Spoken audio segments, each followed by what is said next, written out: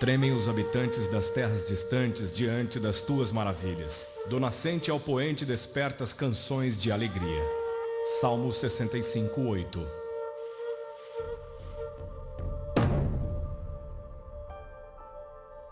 Ele atrai as gotas de água, que se dissolvem e descem como chuva para os regatos. As nuvens as despejam em aguaceiros sobre a humanidade.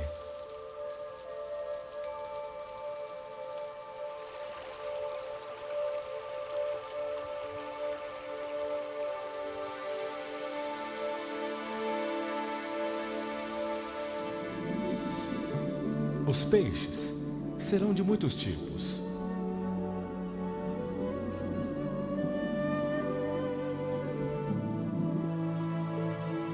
Aparecem flores na terra.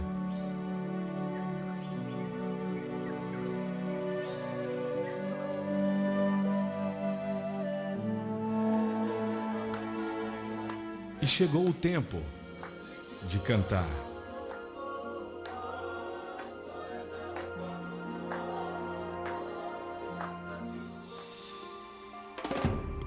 Uma voz ordena: clame! E eu pergunto: o que clamarei?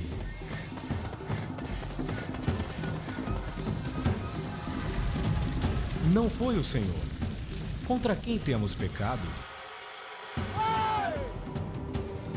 Pois eles não quiseram seguir os seus caminhos. Não obedeceram à sua lei. De modo que ele lançou sobre eles o seu furor. A violência da guerra.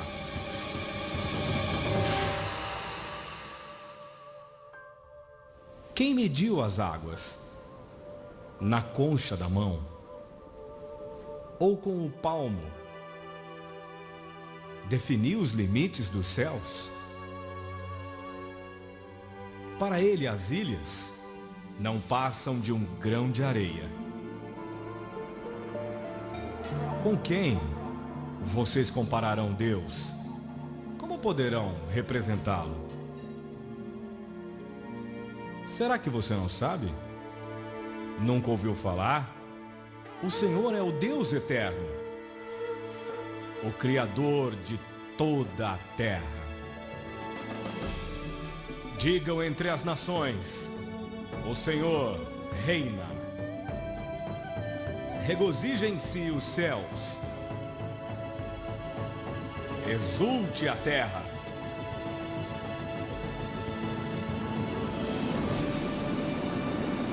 Ruja o mar. Versão brasileira, Walker Productions.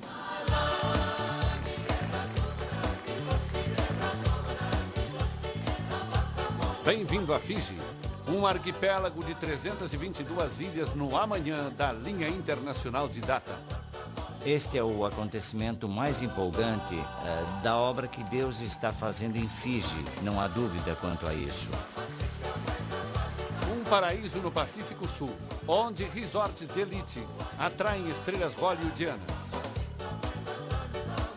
É uma bênção viver em Fiji nessa hora, nesse momento, e experimentar esse novo mover de Deus.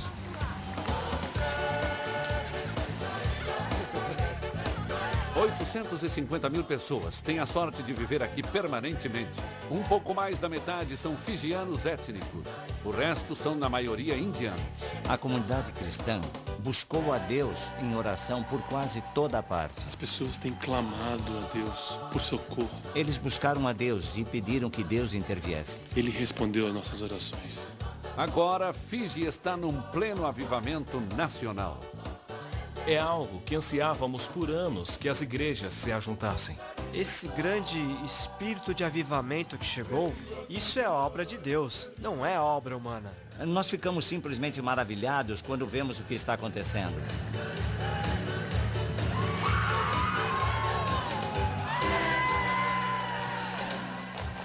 Observando a nova onda de alegria que toma conta de Fiji, é difícil imaginar a escuridão que dominava a nação apenas 5 meses após a celebração do milênio. Este é o lado do paraíso que os turistas não veem.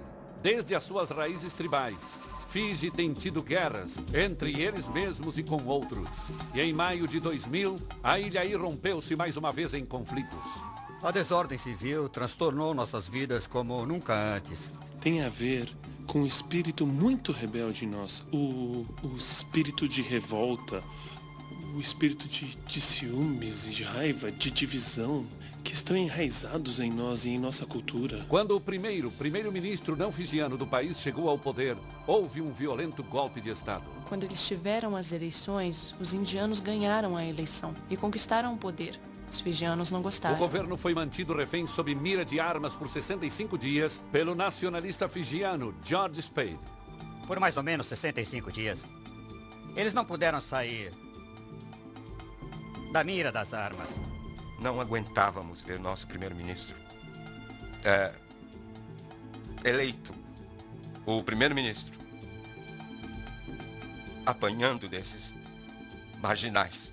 Eles falavam sobre um grupo de pessoas muito extremistas que tinham o poder de controlar o país e sua ideologia, suas ideias eram todas assustadoras.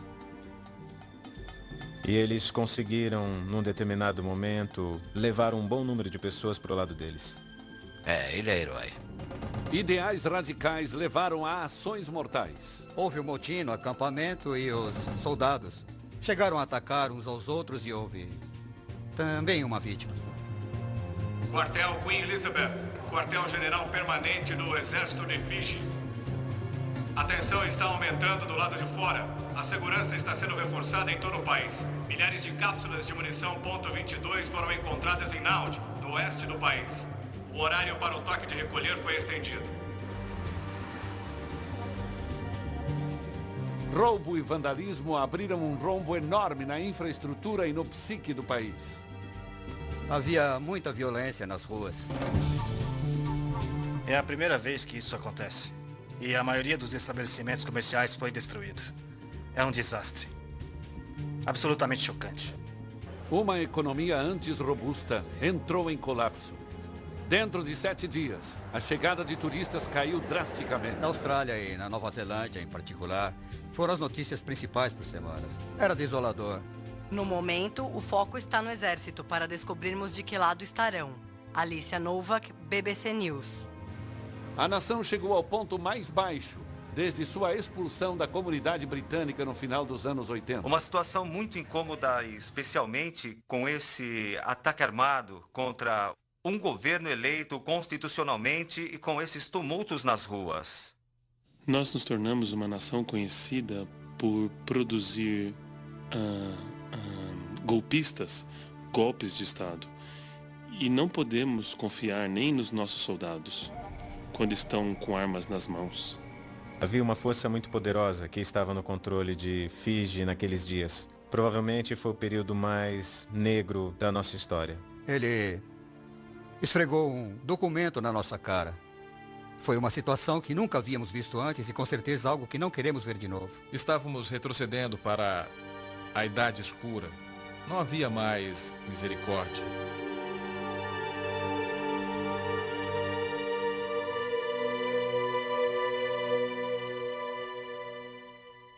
Foi no meio dessa revolta política que muitos líderes começaram a sondar seus corações. Por que isso acontece em nossa geração? A resposta foi tão dolorosa quanto a pergunta. Quando tudo deu errado no governo, as pessoas culpavam as diferentes denominações por aquela divisão. As igrejas e congregações em Fiji estavam tão divididas. Não havia nem um pouco de união. E a única coisa que fazíamos era dizer, somos melhores, estamos certos, eles estão errados. E ficávamos apontando o dedo uns aos outros. As pessoas caminhavam em direções contrárias, faziam o que bem queriam. Parecia que em toda a esquina de Fiji estávamos nos perguntando, nos conselhos das províncias, no parlamento, todos os lugares, nós tentamos isso e aquilo, nada funcionou. Devidamente alarmado, o presidente de Fiji, com seus ministros principais, marcou uma reunião com os líderes da igreja. A mensagem dele foi cortês, mas direta ao ponto. A falta de união das denominações estava tendo sérias consequências. E as consequências estavam afetando a nação inteira. E assumimos a responsabilidade pelo que acontecia na nação. A igreja de Fiji só tinha uma coisa a fazer: ajoelhar-se.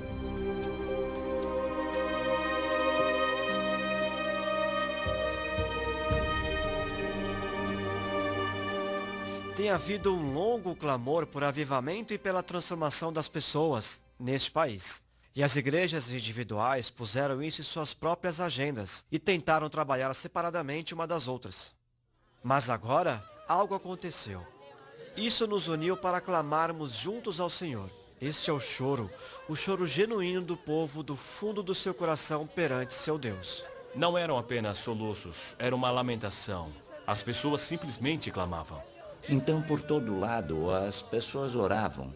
Elas sabiam que qualquer solução para o problema de Fiji teria de vir de Deus, e somente de Deus. Quando aconteceram os eventos de maio de 2000, alguns pastores ajuntaram as suas igrejas e simplesmente oraram e se submeteram a Deus. E pediram a Deus que os perdoasse e que Deus os ajudasse, porque acredito que eles acreditavam que era o último chamado de Deus. Não apenas para os pastores, mas para o povo. E nossos líderes, eles se humilharam e se voltaram para Deus. Foi através das orações em todo o país, nas várias denominações, que o país foi resgatado da beira de um desastre. Fiji precisava de um milagre e havia apenas uma pessoa que poderia realizá-lo. E acredito, e estou muito animado que Deus interveio e trouxe união para seu corpo. Nós vivíamos para isso, porque sabíamos que o avivamento atingiria esse país. Os cristãos começaram a acordar para o fato de que há muito tempo deveriam estar cooperando com Deus e uns com os outros. Quando vimos o que estava acontecendo, o declínio da nação, acho que muitos de nós falamos: ei, acho que agora é hora de nos unirmos. Nós resolvemos que deveríamos estender um convite para todas as igrejas cristãs e movimentos cristãos do país para uma reunião. Foi o momento da verdade. As igrejas fijianas estavam acostumadas a tomarem seu próprio rumo. Elas aceitariam esse convite para se juntarem? Recebemos bem em cima da hora esse convite. Recebemos às 10 horas da manhã e a reunião era às 2 horas da tarde. E fiquei surpreso quando tivemos nossa primeira reunião. Quando ele chegou às 2 horas, seu escritório estava lotado de ministros, chefes das diversas denominações. Meu escritório não comportava tantas pessoas. Para mim, eu ainda não acreditava que isso realmente havia acontecido. Eu sempre soube, desde o início, que um dos elementos que faltavam no avivamento e no mover de Deus na cidade era o ajuntamento do corpo de Cristo.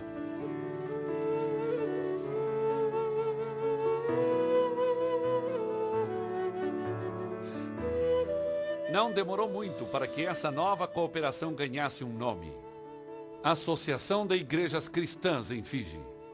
Energizada pelo Espírito, essa associação do reino logo estava oferecendo encorajamento prático para inúmeros projetos e instituições. E para nós, sabe, isso era um milagre dos milagres e não conseguimos acreditar. Essa é uma história do mover do Espírito nas igrejas. Eu posso dizer que essa união veio através da oração. Agora estamos nos ajuntando. É maravilhoso o poder da oração. A Igreja Metodista, a maior denominação em Fiji, foi uma das primeiras a serem varridas por esse novo mover de Deus. Fomos pegos de surpresa pelo programa de Deus. Não estava na agenda da Igreja Metodista que trabalharíamos juntos com o resto do corpo de Cristo antes do final de 2001. Ainda me lembro das palavras do presidente da Igreja Metodista quando ele disse: acredito que o céu está regozijando porque, finalmente, estamos unidos. Antes eu só pensava em mim mesmo, mas agora percebo que preciso dos outros pastores. Se pudermos trabalhar juntos, unidos, podemos ganhar nossa cidade para Jesus. Eu apenas sei que nasceu de Deus, porque agora trabalhamos com pessoas que antes era como se fosse gato e rato, sabe? E então, quando o gato e o rato podem andar juntos, só pode ser Deus, não é verdade?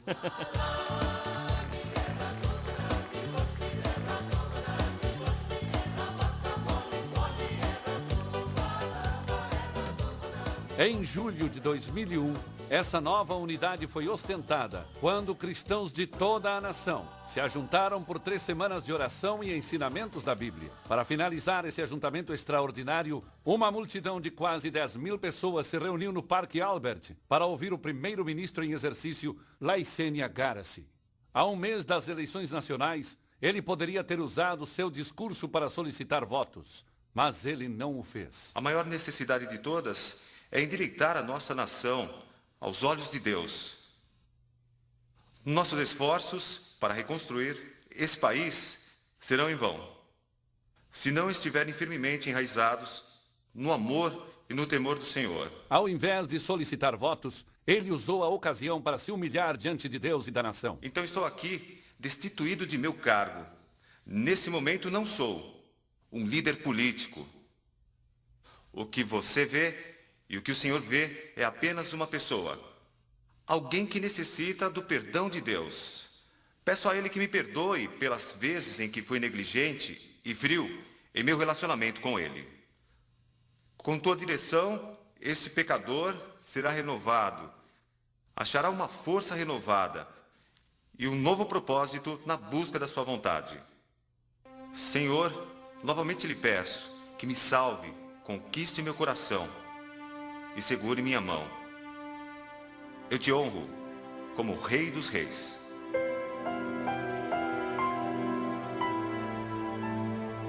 Eu o conheço pessoalmente, então quando ele se levantou aquele dia e fez aquela confissão, ficamos todos muito surpresos. Eu nunca seria capaz de cumprir minha tarefa sem a ajuda de Deus.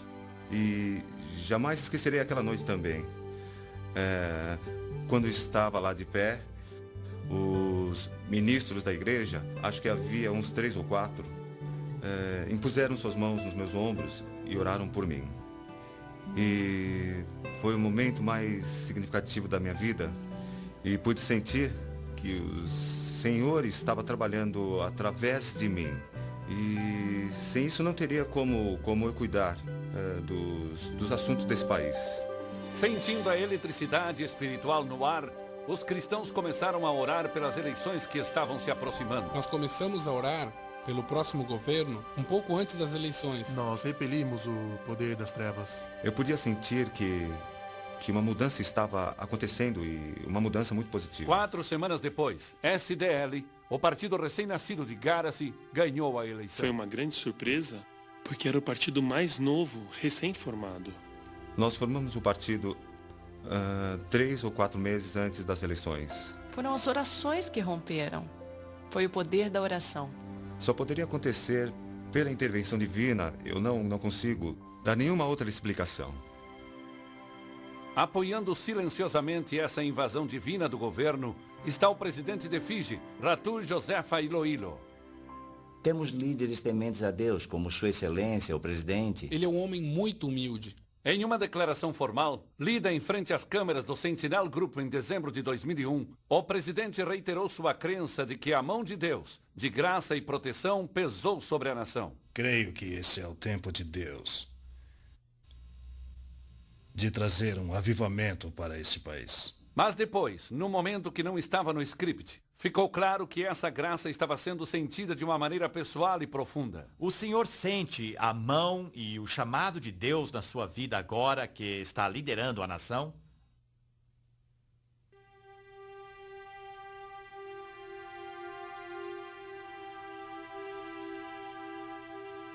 Foi um silêncio eloquente. É uma pergunta muito tocante. No momento em que eu ouvi, Deus falou comigo e disse: este é o líder da nação pelo qual você está orando. Eu o coloquei ali. Até recentemente, Josefa Rabono serviu como guarda presidencial, uma função que lhe concedeu acesso ímpar à residência da primeira família. De manhã o presidente sempre acordava por volta de 4h30 e colocava o terno, não ficava de pijama. Sentava na sua cama e tinha um tempo de comunhão com Deus toda manhã, era toda manhã. Como um grupo de auxiliares piedosos, o presidente e a primeira-dama invocaram os propósitos dos céus. Deus, que o Senhor escolha a dedo os líderes do governo nessa eleição. Que o seu dedo os escolha. A resposta de Deus foi rápida. E todas as manhãs começamos a ver os resultados. Como um homem novo ao timão, o governo começou a adquirir uma nova fase. E temos muitas pessoas no ministério, e isso me deixa muito feliz, que são cristãos nascidos de novo. É simplesmente o dedo de Deus. É o que o Senhor está fazendo. Taito Wonga Vakatonga era um pastor local. Agora ele é o presidente do Senado. É o poder da oração. Eu fui nomeado e estou onde estou só por causa da oração, por causa dele. Absalom Tundreu, outro homem humilde de Deus, foi indicado para chefiar o recém-criado Ministério da Reconciliação. Este é o nosso desafio. Precisamos fazer com que os líderes profissionais, religiosos, políticos, enxerguem uma só visão. Andi Azena Thathau foi a última candidata a conquistar uma vaga no parlamento nas eleições de 2001. Mas Deus e a nação estavam esperando por ela. Agora, membro ativa do Ministério do Primeiro-Ministro, a competência de sua pasta foi estendida para cuidar do bem-estar das mulheres, da redução da pobreza e do bem-estar social. Estou prontíssima para transmitir a palavra de Deus. E simplesmente não hesito em momento algum em compartilhar a palavra de Deus com quem quer que seja. Ou até mesmo em me esforçar para que as pessoas recebam salvação. E faço isso no parlamento. Em todos os meus discursos eu começo louvando o Senhor Deus, dando glória a Jeová.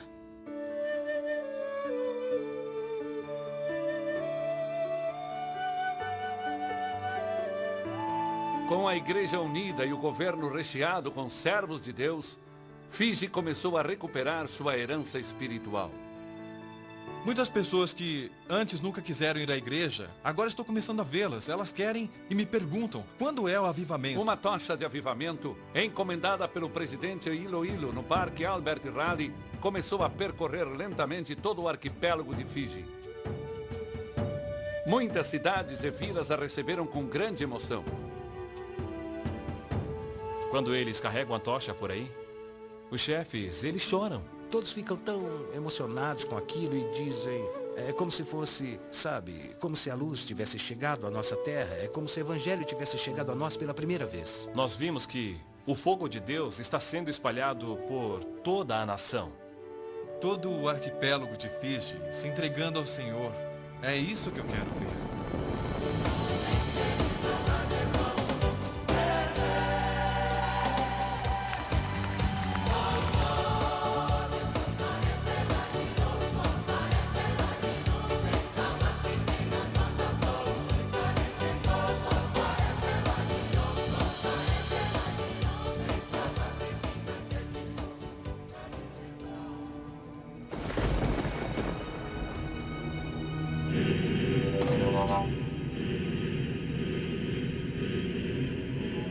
O fogo nem sempre provocou esperança na alma dos fijianos. Numa era passada, mas não tão distante, sua luz oscilante iluminava rituais medonhos de um horror indescritível. A terra gemia sob o peso de superstições e feitiçaria. Espíritos ancestrais vagavam livremente pelas ilhas, prometendo abundância e exigindo tributo. Ao lado do templo, montões de ossos humanos se alvejavam sob o sol. Sacerdotes se contorciam e falavam com vozes estranhas. Era um mundo onde os chefes retinham poder absoluto. A vida das pessoas comuns dependia do seu humor ou do seu apetite. Mulheres eram dadas como pagamento de tributo ou tomadas como um prêmio de guerra. As lutas tribais eram horripilantes e frequentes. Alimentados por vingança e ganância, guerreiros violentos desolavam vilas inteiras e até mesmo ilhas inteiras. Inimigos vencidos eram carregados do campo de batalha, amarrados em varas compridas para serem cozidos e comidos. Mas esses instintos canibalescos às vezes eram direcionados aos vivos, num ato de crueldade pavorosa. Chefes fijianos chegavam a ordenar que suas vítimas cortassem lenha para o fogo que assaria seus próprios corpos. De acordo com relatos dos primeiros missionários metodistas, a capital real de Baus fedia por dias a fio, pois havia carne humana assando em todas as cabanas. Mesmo depois que os dias do canibalismo acabaram, o poder do fogo permaneceu. Na ilha de Penga, o clã Sual vivia debaixo da influência de espíritos semelhantes aos Menehune da mitologia do Havaí, conhecidos como Veili. Na periferia da Vila Hakua, os sacerdotes dos clãs enchiam covas com pedras quentes e andavam sobre elas. Esta é uma das vilas que pratica feitiçaria num nível alto, no maior grau que existe. A feitiçaria era muito forte na vila. Ali ficava a cova maior. Penny Sorowale, alto sacerdote do clã Sual, começou a andar sobre o fogo quando tinha 15 anos. Todas as vezes que eu andava sobre pedras quentes, nunca sentia calor algum. Os Veili eram invocados para assistirem o ritual. Antes da cerimônia, ninguém subia a montanha, onde esses entes moravam, os demônios. Pegávamos uma cesta e enchíamos com 2 tipos de folhas. Para atrairmos os demônios aqui para baixo, para o vilarejo. A cesta era colocada debaixo da cama do sacerdote. E às vezes à noite eles ouviam o canto daqueles demônios. Embora os sacerdotes de Hakua fossem protegidos do calor insuportável das pedras, pagaram um alto preço por isso. Havia uma maldição sobre esse vilarejo. Pessoas estavam morrendo e eles não sabiam por quê. A maioria deles morreu fora de suas casas e aquilo provocou medo nos corações. Silaza Rogongo era um grande traficante. Eu plantava maconha. Ele ficava embrenhado aqui. A polícia não conseguia encontrá-lo. Eu plantava grandes quantidades e escondia tudo no mato. E ele me levou até o local onde ele cavava e colocava as folhas secas numa garrafa, esperando as pessoas que vinham do outro lado do oceano. Depois da estação de ciclones, os navios de contrabando vinham de todas as direções, incluindo Ásia, Oceania e América do Norte. Em 1999, um dos amigos de Rogongo, um notório alcoólatra chamado George Ponapari, foi acometido por uma crise de saúde muito séria. Minha perna esquerda estava doendo muito, então fui consultar um médico particular. Após examinar Ponapari, os médicos marcaram uma operação para a semana seguinte. Ele sentiu o medo da morte caindo sobre ele. Mas a morte teria que esperar. 2 dias antes da sua cirurgia, uma amiga preocupada levou Ponapari para visitar uma igreja vibrante na região de Suva. Ele foi recebido pelo Ministério de Oração e oraram por ele. O poder divino passou como uma onda através de seu corpo enfermo. Quando fui ao hospital, não tinha nada de errado com a minha perna. Ele levou esse testemunho à sua vila, de como o Senhor tinha curado. Assim que ele voltou da cidade, ele me contou o que tinha acontecido com o seu joelho. Sou um homem transformado. Não bebo mais. O impacto dessa obra divina foi imediato. E muitas pessoas corresponderam, entregando seus corações ao Senhor. O que aconteceu aqui, famílias inteiras, a salvação vinha sobre elas. Então eles me confirmavam que toda a família queria mudar, para que com essa mudança tivessem autoridade para expulsar os demônios, sempre que fosse necessário. E os demônios nunca mais voltaram. Penny Sorowale também sentiu o feitiço desaparecendo. Quando recebi Jesus como meu Salvador, minha vida mudou. Aí percebi que tinha sido enganado pelo diabo. Esta revelação levou o clã Sual a romper o antigo pacto com os Veili. Todos os sacerdotes pararam de andar no fogo e nascemos de novo pelo poder do Espírito Santo. Temos visto o poder de Deus impactando o Evangelho nessas vilas. 80 ou 90% das pessoas nessa vida estão indo para a igreja.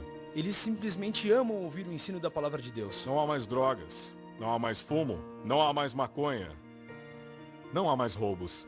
Mesmo o infame traficante Rogongo foi arrebatado pela onda de transformação. Agora percebo que nós temos que ser fiéis à palavra de Deus, seguir as palavras de Deus. Quando eu o vejo, sabendo como ele era antes, para mim isso é maravilhoso. E viver com Deus todos os dias, né? É impressionante. Encorajados por esses desenvolvimentos, mas não satisfeitos, os anciãos da vila mantêm uma vigília perante o Senhor. Nós temos orado todos os dias, às 4 horas da manhã. E nós temos orado para que o Senhor haja em nossas vidas. E ao que tudo indica, Deus tem correspondido. Eu era um homem doente, eu sempre ficava doente. Quando fui transformado, nunca mais fiquei doente. Todos nós temos aqui uns velhinhos que deveriam estar mortos há muito tempo e agora eles parecem novos, estão tão saudáveis. Quando a economia nacional despencou depois do violento golpe de Estado em maio de 2000, a sorte de Hakua começou a melhorar. As pessoas estavam dizendo que a economia caiu, mas aqui nessa vila, o dinheiro começou a aumentar. Um novo centro comunitário está sendo construído com fundos doados por um dono de um resort vizinho. A oração tem poder. Nós podemos ver e podemos sentir a mudança. O sopro de Deus tem avivado até a terra e o mar. Podemos ver as frutas chegando em cada estação. Árvores que antes não davam fruto, começaram a dar fruto agora. E temos visto também no mar os peixes que normalmente não conseguimos pegar em nenhuma estação do ano. Agora estão chegando. O Recife essencial de Hakua voltou a viver. As pessoas começaram a correr e dizer sim. Estão aparecendo corais novos, surgindo em meio aos corais mortos. Corais novos estão aparecendo. E podemos ver aquela coisa branca no coral. É como se fosse uma flor. O poder de transformação do Evangelho de Jesus Cristo trouxe tudo isso para nós. Hoje, esse poder transformador é percebido em toda a nação. Nós temos mais de 40 mil membros espalhados em toda a nação e a igreja ainda está crescendo. Por meses, o reino de Deus tem sido inundado por fijianos de todas as procedências. Muitas pessoas estão aceitando a Jesus em todos os cultos que realizamos. Centenas de pessoas estão se convertendo. As pessoas vêm chegando aos milhares. O local está repleto de pessoas.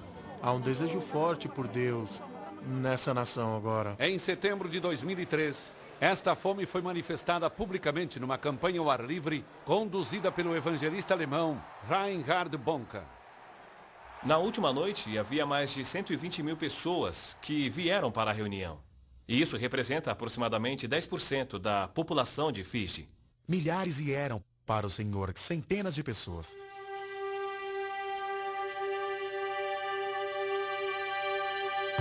A comunidade indiana de Fiji também está demonstrando fome por uma nova experiência espiritual. No final do ano de 2002, os pastores hindus fijianos tiveram seu primeiro café da manhã de oração para decidir como reagir a esse mover. Estavam desafiando uns aos outros para fazerem a colheita. Eles disseram que o povo deles estava pronto para Jesus. Muitos estão respondendo a uma onda de curas recentes e extraordinárias. Eu vejo esses milagres e a notícia se espalhando. E Jesus tem poder. Eu venho de uma procedência hindu muito forte. Meu pai era um sacerdote hinduísta. A fé de Sumanlata foi colocada à prova quando sua filha, Kavita, aos 6 anos de idade, contraiu uma doença ocular muito dolorosa que poderia causar cegueira. Todo mês eu ia consultar os médicos. Eu ia lá e os médicos me davam apenas uma pomada. Foi uma rotina que ela seguiu por 18 anos. E não há cura em nenhum lugar do mundo. Finalmente, sentindo-se traída pela medicina institucional e por seus deuses hindus, Suman levou Kavita para receber oração numa igreja vizinha. E no terceiro dia, ela começou a enxergar. e Kavita foi curada. Até levei-a para Nova Zelândia para fazer um check-up e os médicos disseram que não tinha mais Elsa, não tinha mais nada.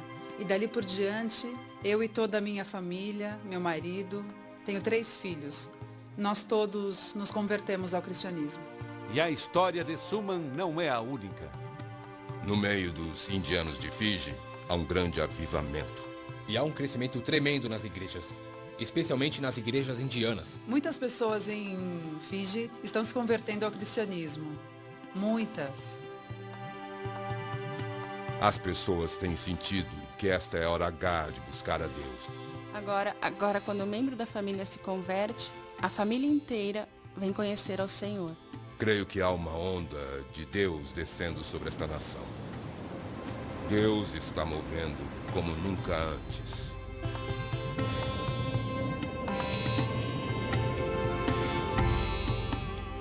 Essa torrente gloriosa, além de envolver centenas de hindu-fijianos esperançosos, também atingiu as tropas de elite, cujas ações na primavera de 2000 praticamente extinguiram essa esperança. Nosso trabalho inclui todas as 14 prisões, incluindo a ilha de Neucaulau, onde os colíderes de maio de 2000 estão presos agora. Apo Casey, um capelão da Associação de Presos, está lá desde o início. Nos primeiros dias, eles não tinham muita esperança. Havia muito medo. E havia muita incerteza. Estavam perto de nós, mas não conversavam. Os primeiros 3 ou 4 domingos, quando estive com aquelas pessoas, 40 delas, sentíamos, percebimos no nosso espírito, discernimos o ódio no coração deles. A falta de perdão, a dureza de coração, as mágoas que eles tinham, a vingança, dava para sentir. Você desertou aquele esquadrão para estar aqui? Talvez sim, talvez não, mas... de algum modo estou lutando pelo meu país e pelo meu povo, é por isso que estou aqui. Muitos fijianos abandonam o país. Se eu morrer executado pelo que eu fiz, não tem problema. Fiz a minha parte. Eles sabiam que era um caso muito sério e que isso envolvia uma revolta. No começo de 2001, o amor profundo e persistente de Deus começou a fazer sua obra. Um por um, estes soldados durões e orgulhosos se renderam mais uma vez. À fraca luz das prisões de Suva e Neucaulau, eles renunciaram para sempre suas tentativas rebeldes de mandar em seus próprios corações. Nas palavras de um guarda cheio do Espírito, foi uma limpeza total. Ele falou que todos que foram encarcerados ali deram seu coração a Deus. E agora são homens novos ali atrás das grades. Dava para ouvi-los cantando com todo o seu coração ao Senhor. Cantando coros de aleluia. Estou tão feliz porque pertenço a Jesus. Jamais servirei a outro Deus. Com lágrimas caindo dos seus olhos. As pessoas passam por aqui e se não sabem que é uma prisão, acham que há uma igreja aqui dentro. Nenhum olho fica seco naquela prisão. É apenas a presença do Senhor que está ali. Há notícias de que mesmo o infame mentor do golpe de Estado, George Spade, se converteu genuinamente. E posso testificar que George experimentou uma radical transformação na sua vida.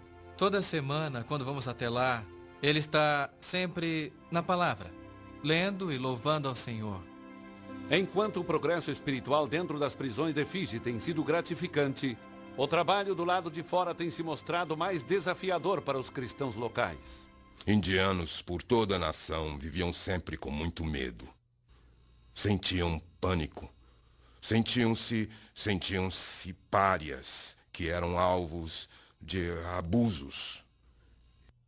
E isso trouxe muito medo entre os indianos na época do golpe. Um mês após o golpe de Estado, os líderes da igreja conclamaram um dia nacional de oração e arrependimento.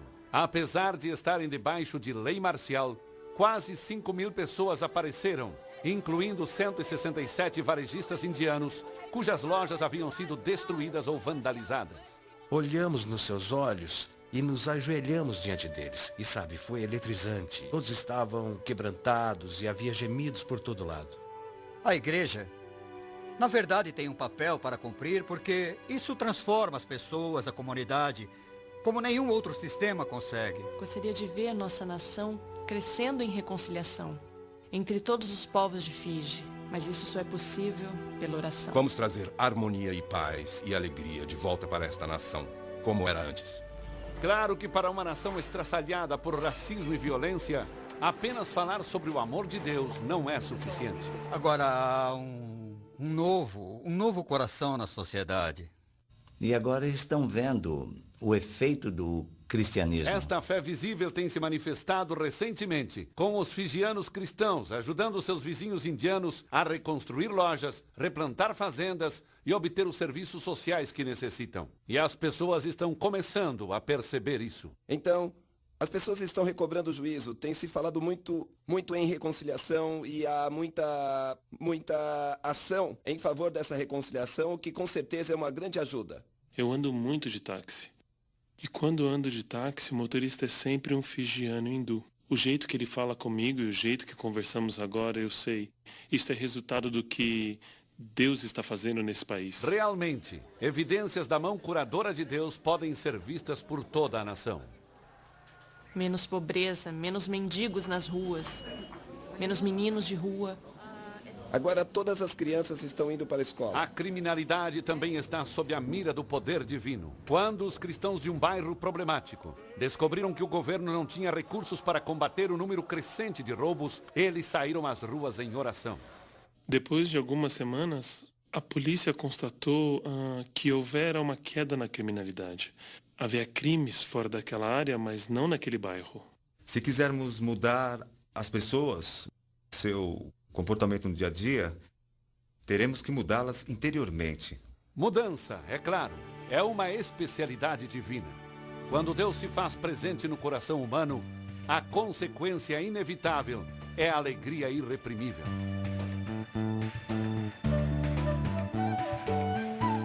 Você anda pelas ruas e as pessoas estão sorrindo. Isso não acontecia 12 meses atrás.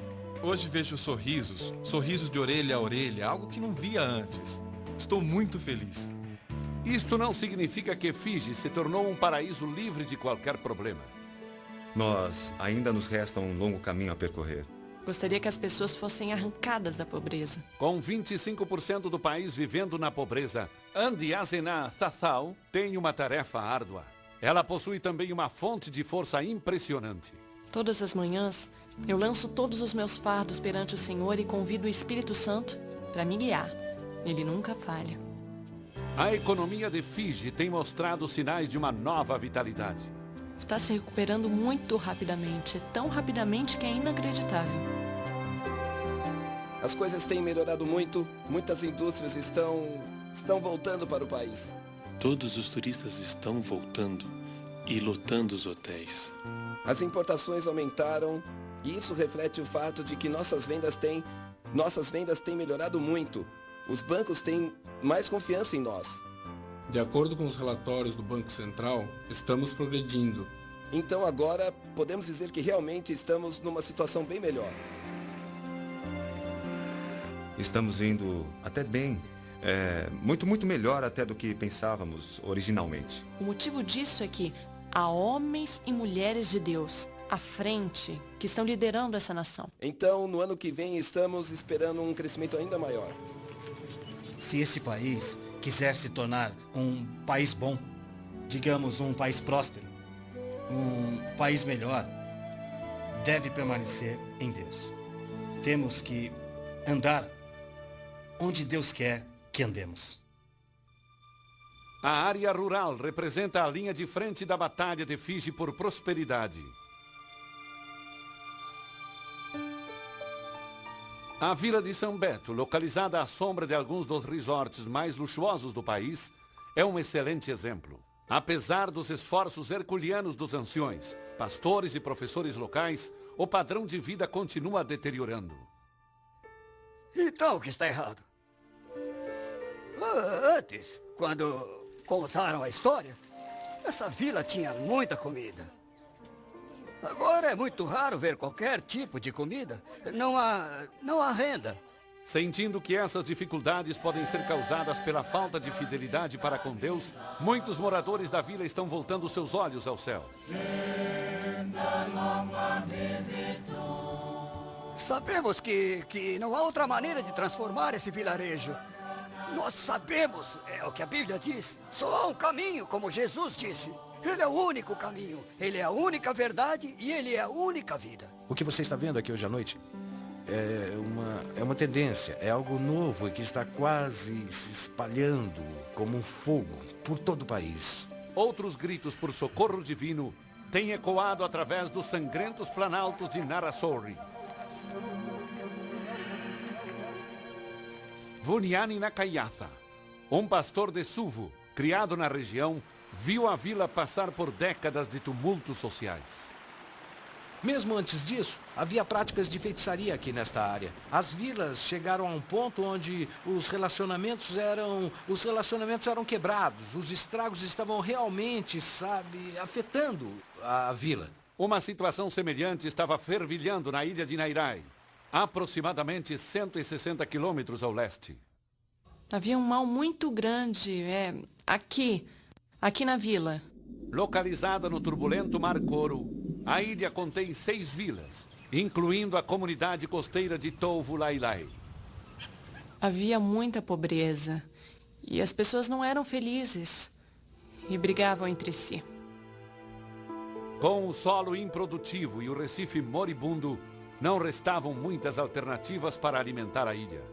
Naquela vila em particular, não havia peixe. Por 55 anos, eles não tinham visto esses peixes, que eles falam que são deles. No começo dos anos 60, as águas das fontes de Nuco tornaram-se um caldeirão tóxico de feitiçaria, matando as plantações ao redor e causando debilitantes lesões cerebrais. Era meio-dia quando a água ficou mais branca e todos que estavam nadando no rio tiveram que fugir. À medida que as décadas passavam, os problemas de Nuco aumentavam. Finalmente, na primavera de 2003, o povo decidiu dar um basta. Eles me procuraram e disseram, queremos resolver isso. O que devemos fazer? Eu disse, bom, temos que falar com Deus sobre isso. Tivemos uma reunião tribal e todos das vilas vizinhas vieram para essa reunião. Todos confessaram e identificaram os pecados de seus ancestrais, as guerras tribais, o derramamento de sangue e feitiçaria. Aquilo, para nós, foi um tempo poderoso, sabe?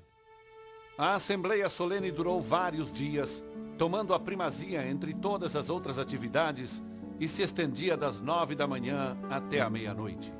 As pessoas lamentavam por 4 ou 5 horas, clamando ao Senhor Deus, colocando seus rostos em terra. Em Tovu Lailai, um processo idêntico de limpeza espiritual se desabrochou através do ensino bíblico do professor metodista Inossi Vono. Ele preparou os corações, as mentes e as almas das pessoas, através da palavra de Deus e também consultando os membros das comunidades. Se eles querem o novo nas suas vidas, que é Jesus, então eles têm que limpar todas as coisas velhas. Então essa obra nas vilas, onde as pessoas estão se voltando para Deus, trazendo todos os ídolos e feitiçarias e buscando a face de Deus, orando e jejuando, isso é novo. Chefes tradicionais, que ainda detêm influência significativa na sociedade fijiana, estão cada vez mais na vanguarda desse renascimento espiritual. Ratu George Maivalili, membro do Senado fijiano, preside o maior distrito da nação. Eu tive uma reunião com todos os meus chefes. Quero que vocês vão a todas as tribos. Queria a purificação de todas as famílias, de todas as tribos e de todos os clãs. Nós faremos isso juntos como povo, para o Senhor. Em janeiro de 2004, o governo fijiano levou isso adiante ao instituir um ano de oração oficial. Os cidadãos foram orientados a observar a ocasião, separando pelo menos uma semana para reconciliar relacionamentos quebrados.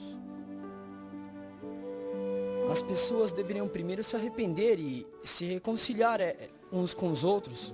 Teriam que trocar a aliança antiga por uma aliança nova com Deus. O catalisador é a presença de Deus. E eu estou animado. Estou animado para ver o que o Senhor vai fazer, para transformar o meu povo completamente. Embora os fijianos estão começando a reconhecer a ligação entre intimidade espiritual e saúde social, um rompimento total com suas práticas antigas está longe de se realizar. Nós abandonamos o canibalismo, mas ainda há outras coisas. O culto aos deuses ancestrais, por exemplo, ainda existe. Em lugares como Nabu Tau Tau, uma pequena vila no interior chuvoso da ilha principal de Fiji, a falta de uma limpeza completa tem custado caro. Filimone Nauau Abulavo é o chefe principal de 7 vilas de Nova Tusila. Ele é também o bisneto do chefe responsável por um dos atos mais infames na história de Fiji. Parece que nos tornamos escravos das coisas erradas que fizemos. Embora a região seja ricamente tropical, a vegetação em volta de Nabu Tau Tau é escassa. E o pessoal da vila ainda tem que recorrer à caça para se alimentar. No final do ano de 2003, a vila ainda não tinha eletricidade. As crianças tinham que andar 24 quilômetros para a escola mais próxima. Muitos acreditam que os males de Nova Tusila estão ligados ao destino do missionário wesleyano Thomas Baker. Nascido em East Sussex, Baker recebeu a missão de ir para Fiji no dia 5 de abril de 1859. Sua esposa ficava nervosa com suas incursões ousadas ao interior. Eu penso muito em você e nas crianças, especialmente Alice. Eu não tenho medo dos nativos e esperamos fazer-lhes o bem. Dê um beijo nas crianças por mim, em todas elas. E diga-lhes que orem por mim. Se eu conseguir realizar isso, eu serei o leão do dia. É evidente que o intrépido missionário sentira uma premonição do que estava para acontecer. Pensava que Fiji ainda não manchara suas praias com o sangue de um missionário. Seria eu o primeiro? Antes de se preparar para dormir, Thomas Baker orou ao Senhor na presença dos moradores da vila. Um dos seus auxiliares observou luzes se movendo em direção à vila enquanto Baker dormia. Um chefe das redondezas mandou avisar que queria o missionário morto. A manhã fatal estava brilhante e clara, mas a terra ainda estava em trevas. Naquela região, o porrete e os deuses antigos ainda reinavam. Quando Baker viu um número incomum de homens armados se dirigindo para Nabu Tau Tau, sabia que corria perigo. Vamos logo, senão seremos mortos. Mas era tarde demais. Quando já se aproximava da vila, Thomas Baker e seus companheiros fijianos foram fatalmente emboscados por 30 guerreiros, empunhando porretes e machados de cabos compridos.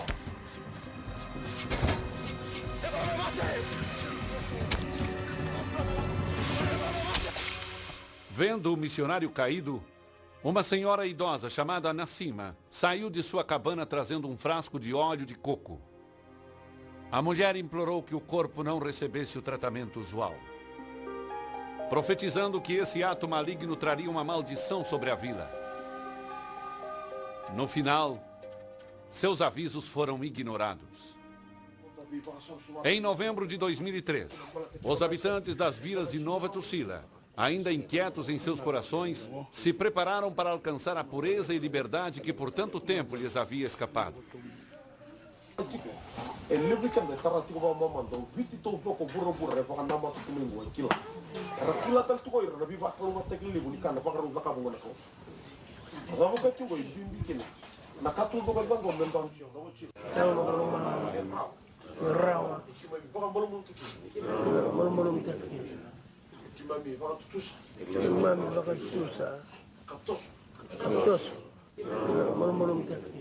À medida que o povo da vila continuava se acertando com Deus, centenas de espectadores e jornalistas internacionais chegavam para o evento principal. Estava na hora de receber os descendentes do reverendo Thomas Baker.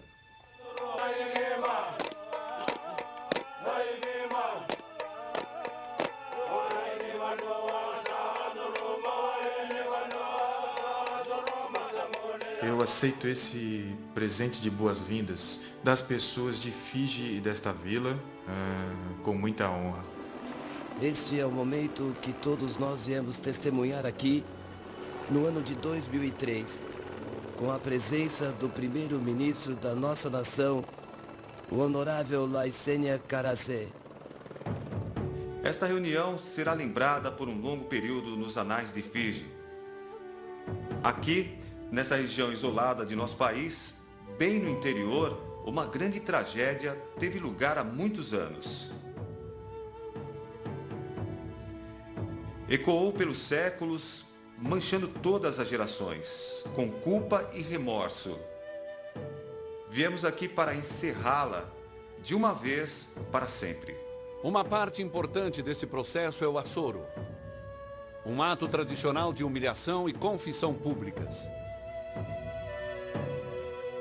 E quando chegou a hora de verbalizar o pedido de perdão, o chefe Nawal Abulavos deu um passo à frente para fitar o rosto dos descendentes do homem que seus antepassados haviam massacrado.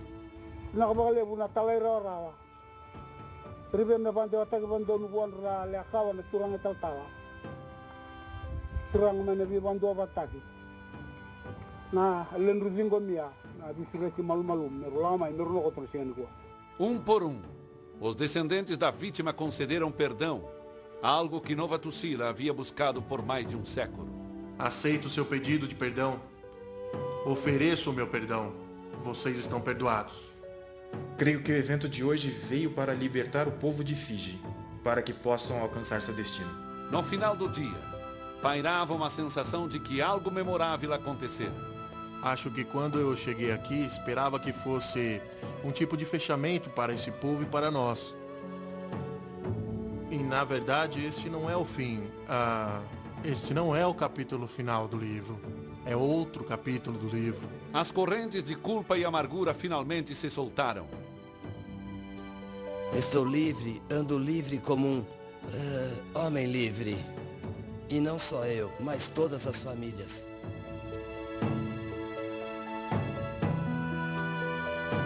Embora o desenrolar da reviravolta na vida de Nova Tucila ainda está para ser registrado, ninguém duvida que será consistente com o caráter de Deus. Quando nos preparamos da forma correta, quer dizer, se seguirmos o caminho certo, então com certeza o encontraremos.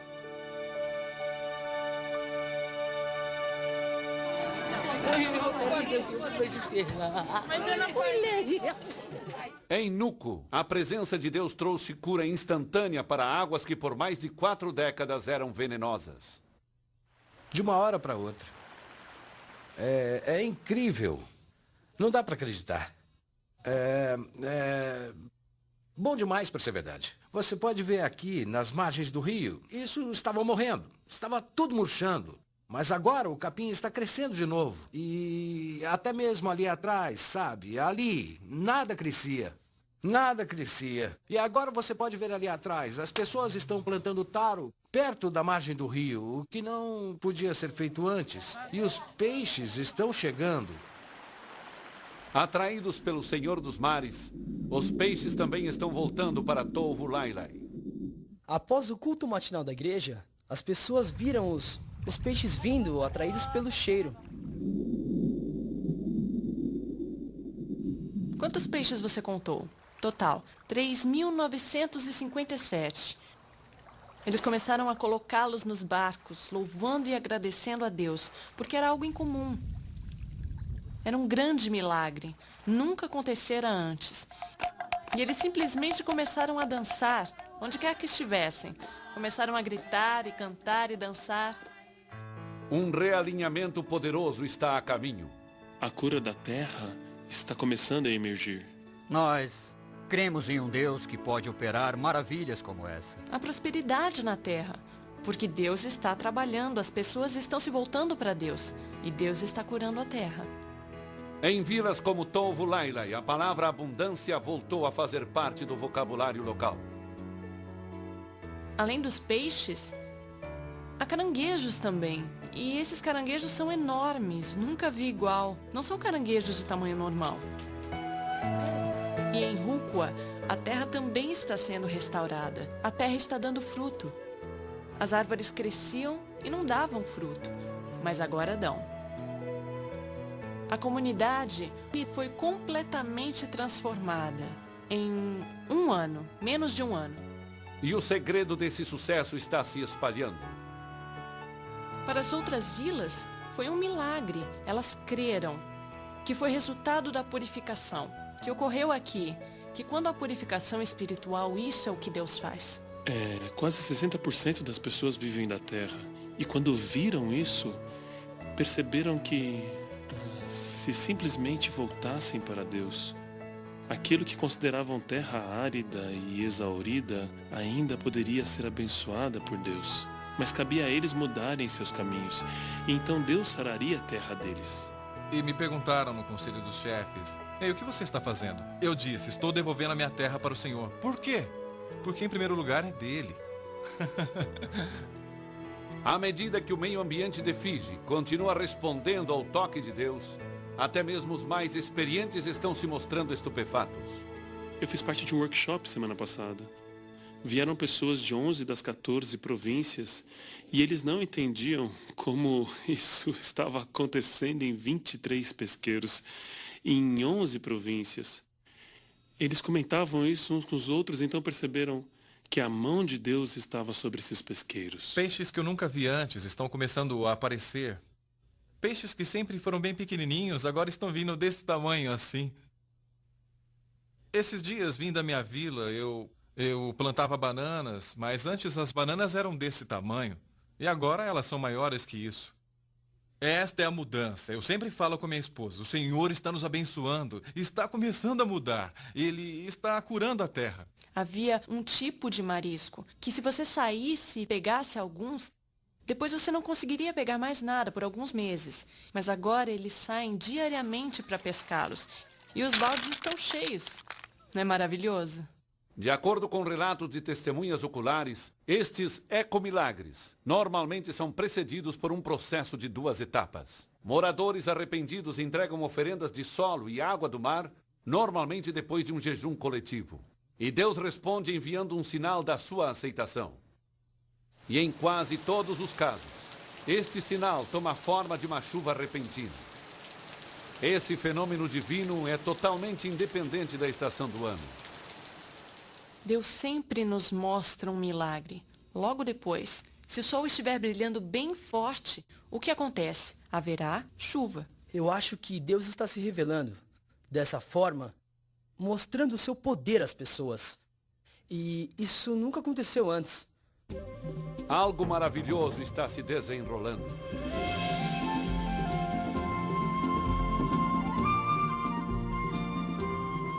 Então, eu sei, simplesmente creio, que Fiji está passando por um processo de transformação e através do poder da oração. Esse é o dia pelo qual tenho orado, é o dia pelo qual eu tenho sonhado. Deus definitivamente tem uma participação no governo desse país. O avivamento chegou em Fiji. Deus se moveu em Fiji como um fogo selvagem no tempo dos nossos ancestrais em 1800. Nós havíamos apenas lido a respeito. Agora ele está começando a se mover novamente. É como se o céu se abrisse. Foi isso que aconteceu recentemente. Podemos sentir que já vivemos um novo dia. Sim. Um novo dia do Senhor. Sim. O poder do Evangelho, transformando pessoas, transformando famílias, transformando comunidades e até mesmo transformando a nação.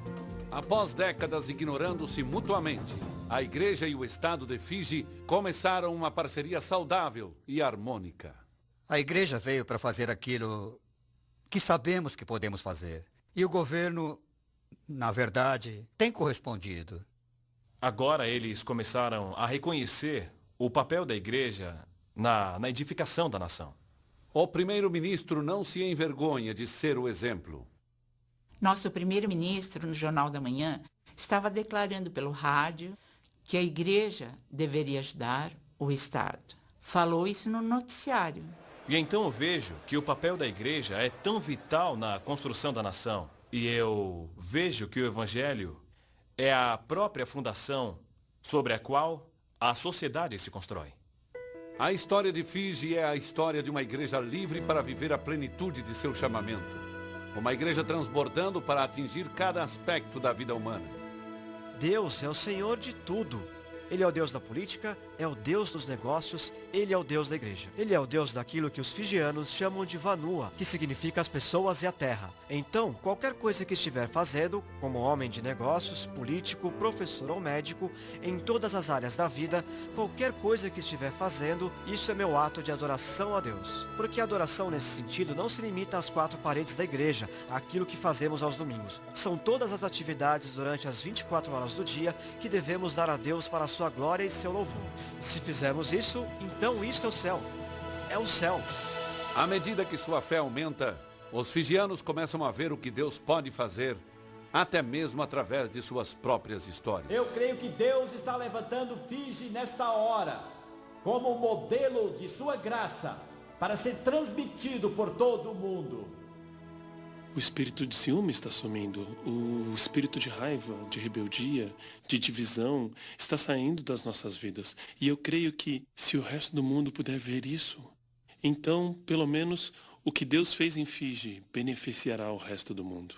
Realmente cremos que é a nossa vez de levar o Evangelho aqui de Fiji para outras ilhas do Pacífico. De fato, há evidência de que as brasas do avivamento estão começando a se espalhar, mais notavelmente pelo oeste das Ilhas Salomão e no país vizinho Vanuatu.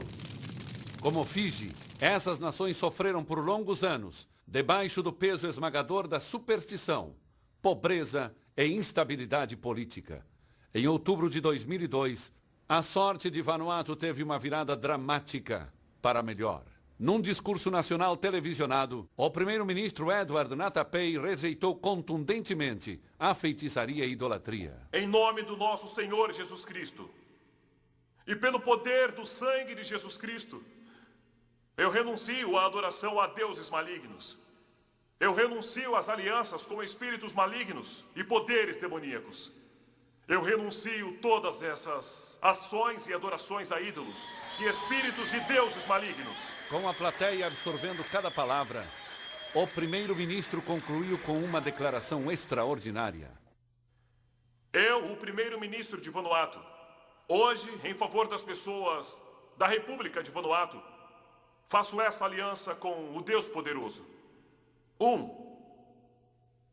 Nós o reconhecemos como o único e verdadeiro Deus.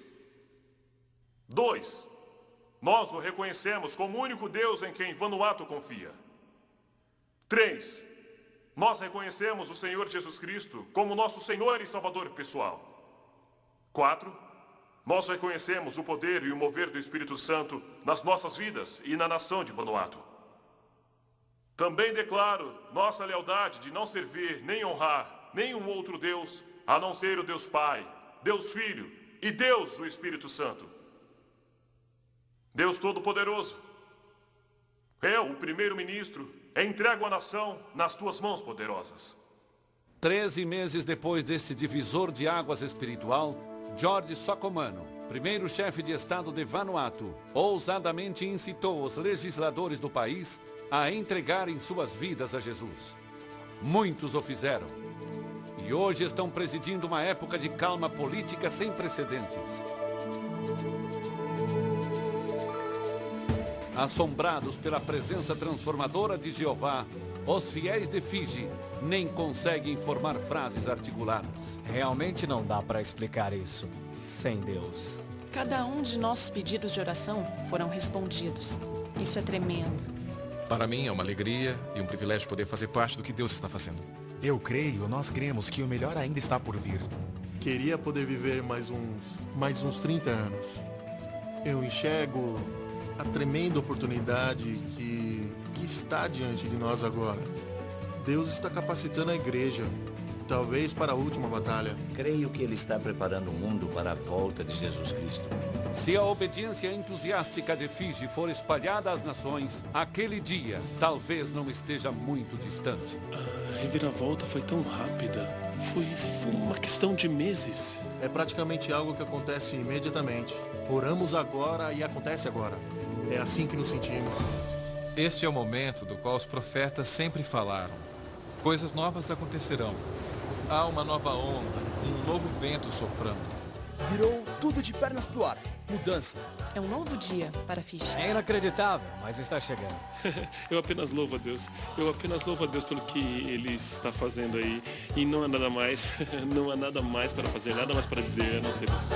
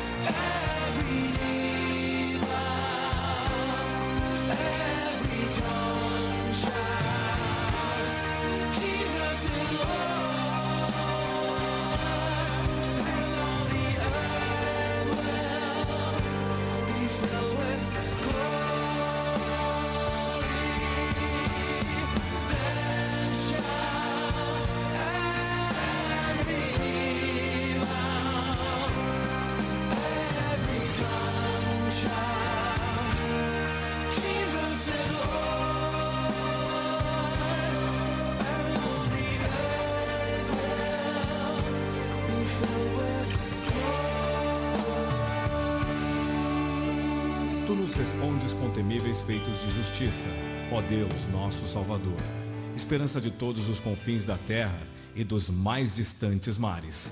Salmo 65:5.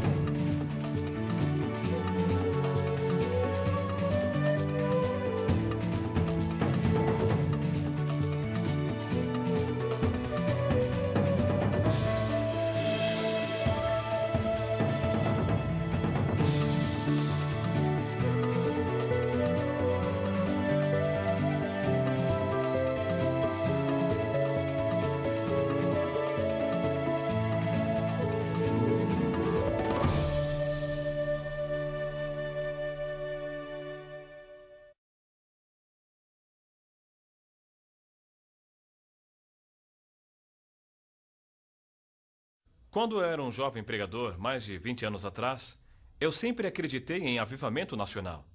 E uma das passagens mais conhecidas, que sempre vem à minha mente, fica em Isaías 11:9, que diz que, como as águas cobrem o mar, a terra se encherá do conhecimento do Senhor. Eu sempre criei em avivamento da nação. Mas um dos elos que faltam para o avivamento nacional é o ajuntamento do corpo de Cristo. Jesus, quando orou em João 17:21, disse: Pai, que sejam um, como nós somos um, para que o mundo creia que tu me enviaste. E em João 13:35, Jesus disse que o mundo saberá que nós somos seus discípulos, se amarmos uns aos outros. Um dos principais atrativos da primeira igreja de Jerusalém, que fazia com que as pessoas fossem acrescentadas sempre, era o amor e a preocupação que tinham uns com os outros, levando-os realmente a se importar com o seu próximo. A Bíblia diz que onde há amor e unidade, Deus ordena a sua bênção. Deus não pode abençoar um lar dividido. Deus não pode enviar sua bênção ou ordenar sua bênção a uma igreja dividida ou a uma nação dividida. Onde há amor e unidade, Deus sempre ordena suas bênçãos. Eu me lembro dos meus 2 filhos, quando eram pequenos. O mais velho se chama Joe e o mais novo é o Absalome. E às vezes, quando eu chegava em casa, eu via que o meu filho mais novo estava sempre meio infeliz. E eu lhe perguntava, qual o problema, filho? E ele sempre olhava para mim e dizia, o Joe fez isso e aquilo. E eu ia e falava com o Joe. E conversava com ele. E Joe me contava o seu lado da história, dizendo, não, pai, foi ele que começou tudo. Então havia uma discussão na família e começavam a brigar. E enquanto eles brigavam, eu sabia que o que eles queriam era que eu tomasse partido. E eu sempre dizia, filhos, vocês têm que entender que são irmãos e têm apenas um pai. Não estou aqui para tomar partido, estou aqui para tomar o controle. Porque sei que uma das funções de pai, é manter a paz na família. E em segundo lugar, também trazer a estabilidade à família. E na família, tem sempre um dos membros que quer perturbar e tirar a paz da casa. Então nossa responsabilidade, como pais, é manter a paz na família. O que se aplica no contexto da família, também se aplica na igreja. E na família da igreja sempre tem alguém que quer perturbar a paz e que tomemos o seu partido. Então, temos sempre que aumentar nosso círculo de amor, porque temos que acomodar todo mundo no nosso círculo de amor. Temos que entender que a vida é muito curta e não podemos continuar sendo inimigos uns dos outros. Jesus disse que quando você vem ao altar para oferecer seu sacrifício e você não tem um bom relacionamento com seu irmão, você tem que deixar o seu sacrifício no altar e ir se reconciliar com seu irmão antes de oferecer seu sacrifício. E na oração do Pai Nosso, Jesus falou, quando ele ensinava aos seus discípulos, ele disse, Pai Nosso, olha, perdoe-nos, assim como nós perdoamos a quem nos tem ofendido. Quando nós pedimos o perdão de Deus, temos que nos basear no fato de que já perdoamos aqueles que pecaram contra nós ou que nos magoaram. Se não estamos dispostos a perdoar aqueles que nos magoaram, biblicamente não temos o direito de pedir perdão a Deus pelos pecados. Então, precisamos nos reconciliar com os nossos irmãos e com nossas irmãs em Cristo. E como você sabe que realmente perdoou uma pessoa que lhe magoou muito? Eu vou te dar uma dica. Você pode ter certeza realmente que perdoou alguém que lhe magoou muito quando você sente compaixão pela pessoa. Quando ora por ela ou quando conversa com ela. E você sente que aquela ferida não está mais ali. E há uma compaixão que flui de seu coração em direção à pessoa que há pouco tempo era sua inimiga. E quando Jesus olha para uma cidade, acho que foi Ed Silvestre que disse, ele só vê uma igreja. E esta é a igreja de Cristo.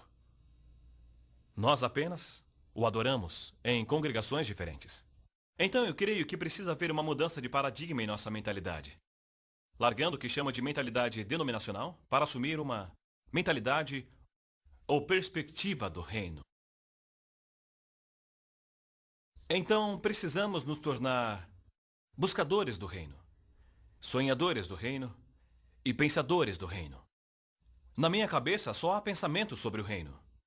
Quando eu evangelizo e quando eu faço discípulos, não é minha intenção fazer com que sejam parte da minha igreja local. Mas a principal preocupação do meu coração é que eles entrem no reino de Deus. E que eles aprendam a andar priorizando o reino do Pai. Precisa haver uma mudança de paradigma na nossa mentalidade. Porque quando temos essa mentalidade do reino, nós veremos o corpo de Cristo na cidade. Veremos a igreja na cidade como o corpo de Cristo. E isso vai eliminar a nossa competição. Então, ao invés de competirmos uns com os outros, como sabemos que somos uma família, vamos realmente desejar complementar uns aos outros, para a glória de Deus e também para o reino de Deus. Eu me lembro quando Pedro saiu para pescar e o barco dele quase afundou naquela manhã. E então ele olhou para o lado e viu alguns discípulos. Estavam pescando, porque alguns eram pescadores. E o que fez Pedro? Ele assinou para aquelas pessoas, para que elas viessem e compartilhassem daquela colheita que ele fizera naquela manhã. Eu creio que esta é hora para acenarmos para os nossos irmãos.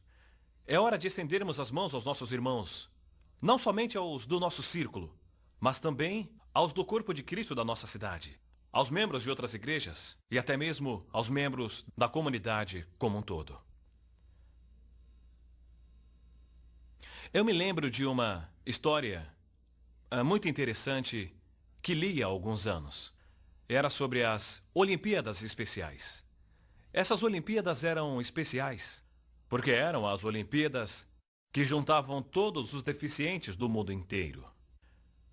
E então, eles começaram com uma corrida de 50 metros, uma corrida. E então, todos estavam alinhados e todas as pessoas ali no estádio, todos assistiam. E foi aí que eles se alinharam. E o homem que tinha que vir e dar o sinal para que eles pudessem começar a corrida, estava ali e todos estavam tomando suas posições. E ele disse, em suas marcas, prepare-se, prontos, vão! E eles correram. E sabe, eles correram e alguns tinham mãos atrofiadas ou pernas atrofiadas.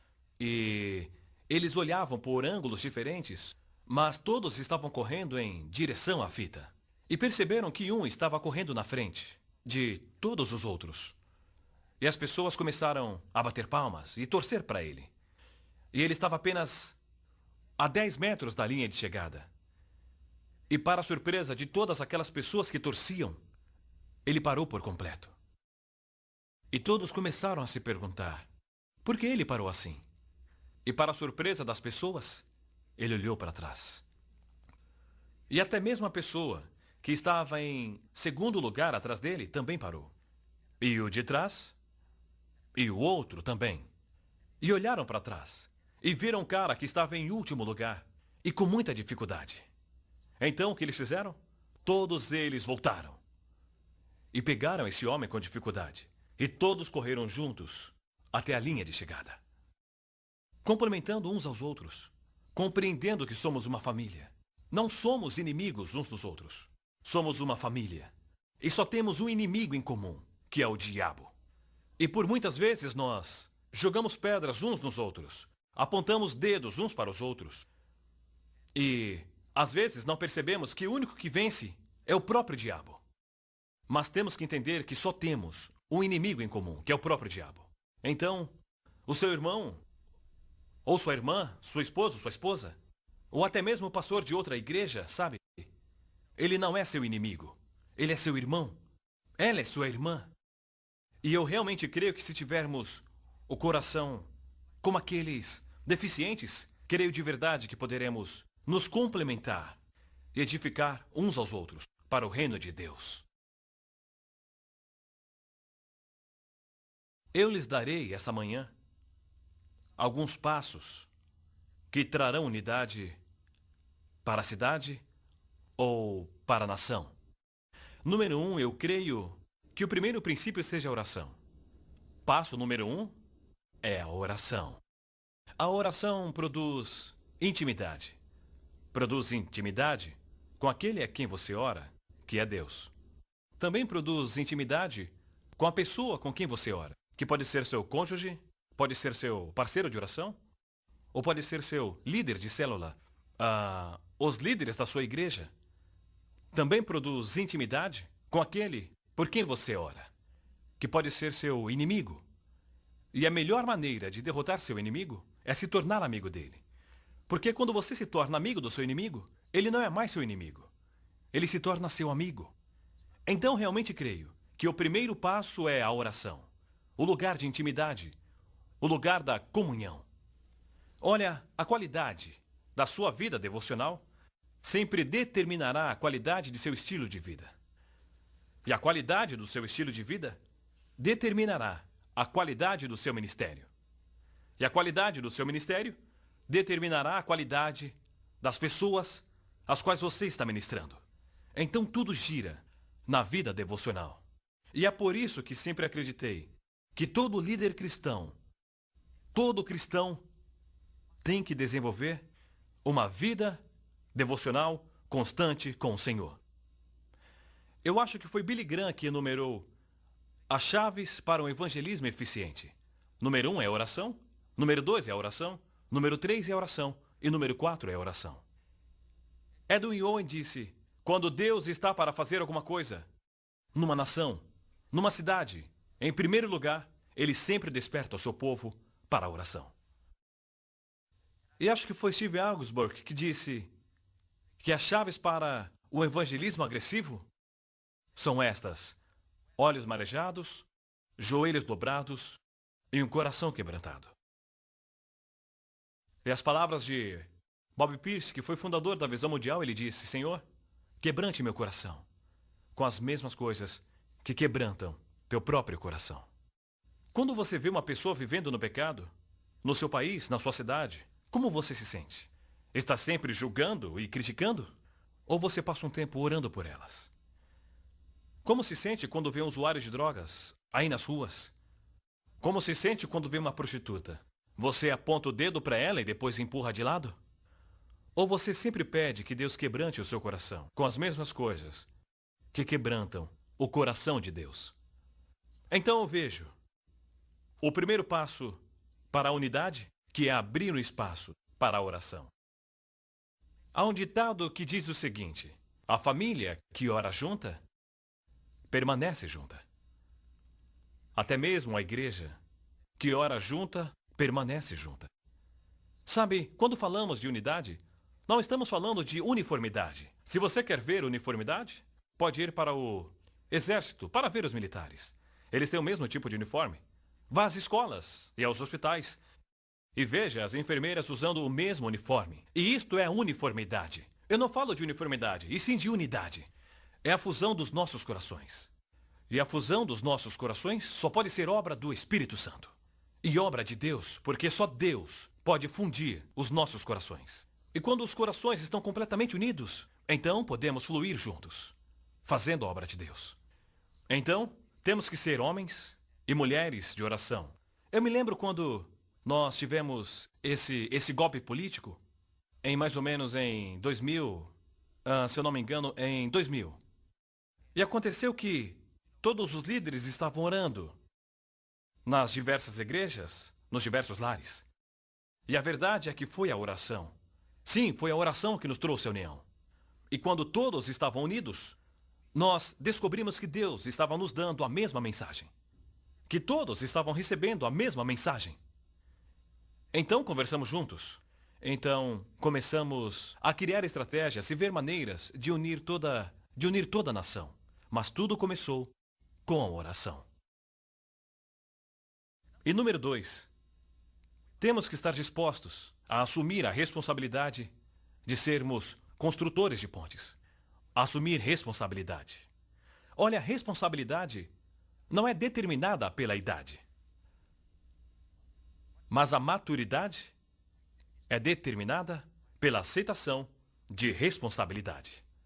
Temos que estar dispostos a assumir responsabilidade de construtores de pontes na nação, ou na nossa cidade, ou nas igrejas da comunidade que estamos vivendo. Eu me lembro da primeira vez que vim para a cidade de Suva. Eu era apenas um pregador do interior. E tive que mudar minha mentalidade do interior para uma mentalidade da cidade. E eu me lembro das primeiras semanas naquele lugar. E uma manhã eu estava caminhando, fazendo minha caminhada matinal, e estava orando e cheguei a um lugar e disse: Senhor, hoje eu assumo a responsabilidade como pastor dessa cidade. Não apenas o pastor dessa igreja, mas como pastor dessa cidade. Eu não percebi o impacto daquela oração, que mais cedo ou mais tarde eu veria viciados em drogas e prostitutas, crianças de ruas vindo para a nossa igreja. E aquilo foi um grande choque. Como poderemos acomodar todas essas pessoas? Mas foi o resultado da minha oração. Porque eu assumi a responsabilidade de ser o pastor da cidade. Então, continuei. Mas um passo adiante naquela oração eu disse: Senhor, eu também quero assumir a responsabilidade de ser o pastor da nação. Não percebendo que o dia chegaria em que o primeiro-ministro daquele país me chamaria para conversar. E eu era apenas um menino do interior e não sabia me comunicar com o primeiro-ministro da nação. Mas assumi a responsabilidade. Temos que aceitar a responsabilidade de sermos construtores de pontes em nossas comunidades. Quando as igrejas de Fiji se juntaram, e aquilo foi realmente tremendo, e eu sei que era o dedo de Deus. E quando olhamos para trás, tudo que posso dizer é que isso não é obra do homem, é obra de Deus. Porque nenhum de nós sabia para onde ir durante o golpe político com que todos nós nos deparamos. E só há um lugar para ir, que é Deus. E quando Deus respondeu às nossas orações e falou através dos líderes, e quando nos unimos, foi tão maravilhoso, foi tão tremendo. Como eu disse certa vez, nós, os líderes de igrejas, eram como gatos e ratos. Mas se um gato e um rato podem andar juntos, só pode ser Deus. E é maravilhoso como Deus pode fazer isso, porque nada é impossível para Deus. A Bíblia diz que as coisas que são impossíveis para os homens são possíveis para Deus. E nós percebemos que a forma como nos unimos foi obra de Deus e obra do Espírito Santo. E quando vim conversar com os líderes de igrejas, principalmente os da nossa igreja, eu disse: esse movimento de união das igrejas na cidade não é um problema para nós. Porque na nossa declaração de fé, nós escrevemos que isso é o que nós cremos. Nós cremos na unidade do corpo de Cristo. Então temos que estar dispostos a assumir a responsabilidade de sermos construtores de pontes em nossa nação, em nossa cidade, como também em nossa comunidade. Terceiro passo. Nós temos que fazer tudo como se fosse para o Senhor. E no grande mandamento, Jesus nos ensinou que o grande mandamento é amar a Deus de todo o coração e de toda a alma e com toda a força. Devemos amar a Deus de coração. E tudo o que fizermos, devemos fazer para o Senhor. Não porque eu quero que as pessoas me admirem. Não é porque eu quero me autopromover. A razão pela qual estou ajudando as pessoas, a razão pela qual eu me interesso pela sociedade, é simplesmente pelo amor ao Senhor. Sabe, a missão de Jesus era buscar e salvar os perdidos. Mas a motivação era o amor do Pai. E Paulo diz: é o amor de Deus que me compeliu. E temos que ser motivados pelo amor de Deus. E estamos fazendo isso porque amamos a Deus. E isso deve ser a motivação espiritual de tudo que fazemos. Porque amamos a Deus. E tudo que fazemos, fazemos como serviço para o Senhor. E é por isso que muita gente foi atraída pelo ministério de Jesus. Por causa do seu amor pelo Pai. Número 4. Nós temos que estar dispostos a aumentar nosso círculo de amor. Aumente seu círculo de amor. Isso nos leva à segunda parte do grande mandamento. A primeira parte do grande mandamento é amar a Deus de todo o coração. a segunda parte do grande mandamento, que é amar as pessoas com fervor.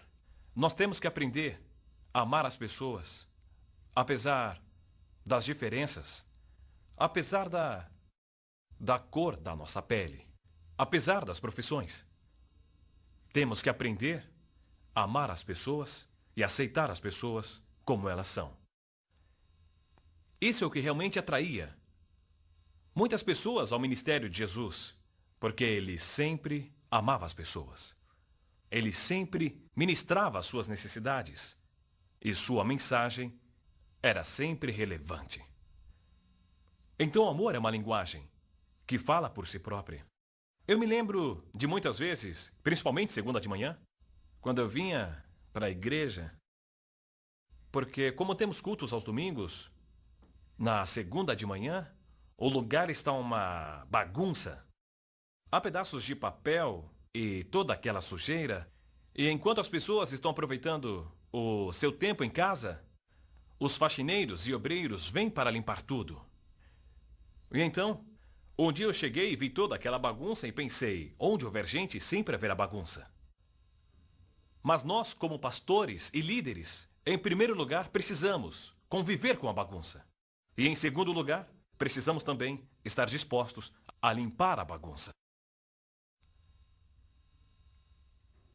Porque amamos pessoas. Nós amamos. Por isso estamos dispostos a conviver com a bagunça. E também dispostos a limpar a bagunça. Toda segunda. Toda vez que terminamos o nosso culto ou algum tipo de evento realizado aqui na nossa sede, há sempre uma hora em que o faxineiro vem e limpa toda aquela bagunça. E estamos prontos para o novo culto. E a razão disso é o nosso amor pelo Senhor e também o nosso amor pelas pessoas. E eu vejo que esses são os dois grandes pilares bíblicos do ministério. Se tudo o que fizermos for baseado nesses dois pilares, que é o nosso amor por Deus e o nosso amor às pessoas, atingiremos a plenitude no serviço e no ministério, dando louvores e glórias a Deus em tudo que fizermos na nossa vida aqui na terra. Então precisamos aumentar nosso círculo de amor. E finalmente, devemos sempre valorizar os relacionamentos. Valorizar os relacionamentos. O cristianismo pode ser resumido em apenas uma palavra. E esta palavra é relacionamento. É seu relacionamento com o Senhor. E também seu relacionamento com as pessoas. O relacionamento com as pessoas normalmente é o mais difícil. Mas se valorizarmos um relacionamento, não cairemos no erro de quebrar aquele relacionamento tão facilmente. E nós sempre buscaremos reparar e melhorar e valorizar e fortalecer nossos relacionamentos uns com os outros. Eu entendo que relacionamentos são compostos por dois níveis. Número 1, relacionamento no nível pessoal. E número 2, relacionamento no nível ministerial. E se o nosso relacionamento for aberto, honesto, bom e saudável uns com os outros, isso nos ajudará muito em nosso relacionamento ministerial.